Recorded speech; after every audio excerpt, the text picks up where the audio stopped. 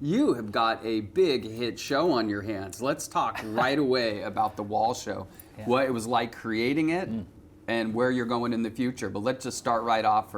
How'd you get the idea, and how did you get all this great stuff on tape? That's right. Well, it was a big process, and so for years I worked in the private sector, and when you work in the private sector, you kind of have to represent what you are working in, right? But I met a lot of people along the way, and I had such amazing contacts and so many great stories to share that when I became a professor, I had the opportunity to do community engagement. So one of the big principles of Memorial University is to help educate the population on different things. And being in medicine, health was a big topic. So what we did was we put together a team. We got an amazing young director. His name is Braden King, very talented young guy. He did an amazing job adding a lot of cinematography to the show. And another guy, James McKinnon, who's our director of photography. And we had this very small unit, and we went coast to coast, literally from like St. John's all the way up to the Torngat Mountains to represent the health stories that are relevant to our whole province. And it was just an amazing experience. And I could go on and on about all the different things we did. Well, that's what we're here to do. I can't wait to dive into it, because I mean, it really does have a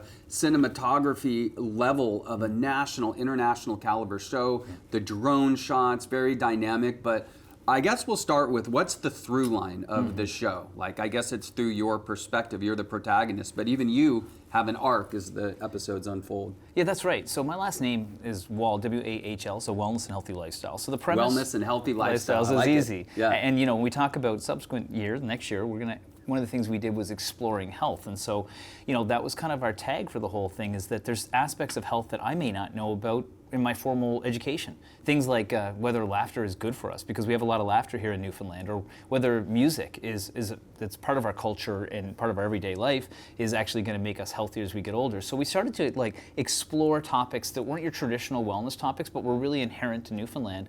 And that was an amazing thing to learn, because you wouldn't believe the science that exists behind these things that we'd never thought of. And we looked at things like traditional foods, and we looked at all the things that we should celebrate our province. But then we also looked at some of the things that are real challenges, like diabetes, like we have an aging population, like the climate change and how that's impacting us, and how we have pollution of microplastics around our ocean.